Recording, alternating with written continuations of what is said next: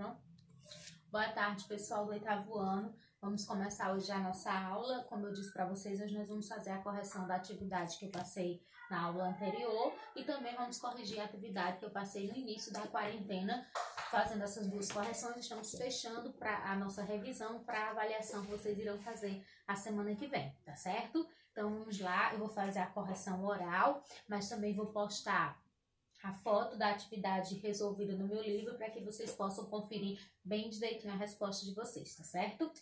A primeira questão, na página 69, diz assim: as nuvens são brancas graças a uma grande quantidade de pequenos cristais de gelo. Além disso, devido à variada altitude, elas possuem nomes diferentes: nimbos, estratos, cirros e cúmulos. No texto, as nuvens não estão colocadas em ordem de altitude, organize-as das nuvens mais próximas do solo até as mais altas. Então, você ia organizar da nuvem mais baixa, do tipo de nuvem mais baixa até o tipo de nuvem mais alta. Era só dar uma olhadinha lá no conteúdo que tinha todas as altitudes. Então, a ordem ficava da mais baixa para a mais alta, ficaria estratos, nimbos, cúmulos e cirros, tá certo? A segunda questão diz assim: faça a diferenciação dos aparelhos a seguir usados na meteorologia. O anemômetro, a função é verificar a velocidade do vento. O higrômetro, utilizado para medir a umidade do ar. E a biruta verifica a direção do vento. Essa terceira questão, eu não vou fazer a correção porque ela é uma questão que vocês deveriam pesquisar inicialmente a temperatura durante 5 dias. E lá no finalzinho ele pergunta em qual estação do ano você se encontra. Aí no caso você dava uma pesquisa, não precisava fazer essa questão porque ela é pessoal, não é isso? Então dá uma olhadinha na estação do ano e responde. A quarta questão: o lugar mais úmido do planeta é a cidade de Murrisk, no nordeste da Índia, cujo nome significa morada das nuvens. O clima em Murrisk é 6 vezes mais úmido que em Manaus. Por outro lado, o lugar mais seco da Terra é o deserto do Atacama, no Chile. Responda: a quantidade de chuva pode ser medida a partir da umidade? Justifique. Sim, pois quanto mais umidade, maior será a possibilidade de chuva. E quanto menos umidade, menor a possibilidade de chuva, como a gente viu no conteúdo. Letra B. Será que a localização do deserto do Atacama contribui para que ele seja o lugar mais seco do mundo? Pesquise e peça ajuda do professor para responder a questão no caderno. Não é isso? Então, o deserto do Atacama ele fica localizado no norte do Chile e é considerado o mais alto e mais árido do planeta. Chove muito pouco devido ao relevo da região e às correntes marítimas do Oceano Pacífico. As massas de ar carregadas de umidade vêm do litoral e não conseguem transpor as montanhas devido à altitude, descarregando e evaporando seu conteúdo antes de chegar ao deserto, ocasionando anos sem nenhuma chuva. Então, responde o que pergunta. A quinta questão era para fazer uma pesquisa em grupo e montar cartazes, que vocês talvez não tenham feito, né, nem montado os cartazes, porque infelizmente a gente sabe que nós não podemos, estamos num período onde a gente não pode estar nos encontrando em casa, né? Isso, temos que ficar em casa para conter essa pandemia. Então agora nós vamos para a ciência na prática, que são as questões objetivas que vocês deveriam resolver. A página 75. Primeira questão: as nuvens podem ficar em diferentes altitudes e variar nas suas formas que dependem da temperatura do ar. Relaciona as diferentes formas de nuvem da coluna 1 com as suas características na coluna 2. Então, nós temos na coluna 1 cirros, cúmulos, estratos e nimbos. Aí ele quer que você faça a relação na coluna 2. Então, os cirros, eles vai ser nuvens altas de cor branca, podem ser formadas de cristais de gelo. Os cúmulos, nuvens brancas formando grandes grupos com aspecto de flocos de algodão. Os estratos formam grandes camadas que abrem o céu como se fosse um nevoeiro.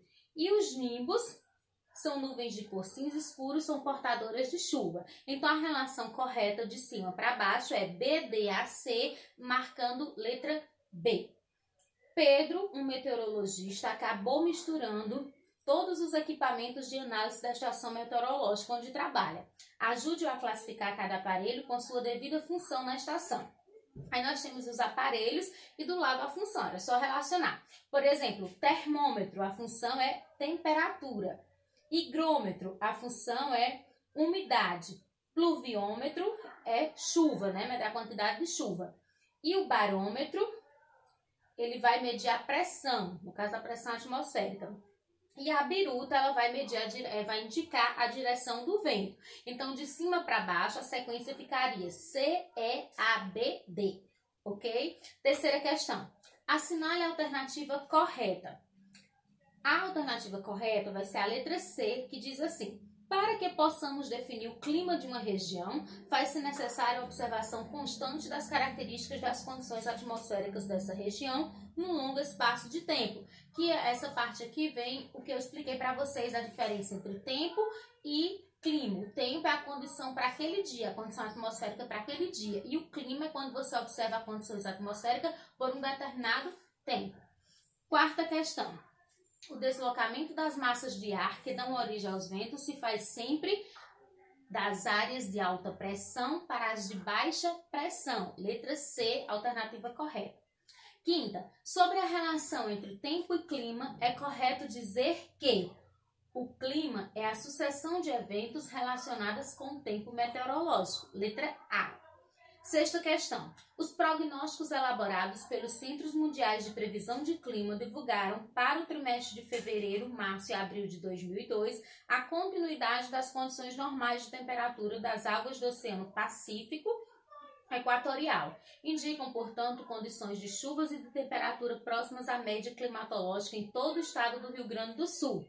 O monitoramento do clima em escala mundial é importante na escala regional e local em função, letra B, da importância do comportamento climático para determinados setores da economia, como a agricultura, que busca o conhecimento prévio dos fatores que podem influenciar a dinâmica das massas de ar, como a temperatura das águas oceânicas. Bem no início do conteúdo a gente falou sobre que o clima tem importância na nossa vida em várias áreas e especialmente na área da agricultura, não é isso?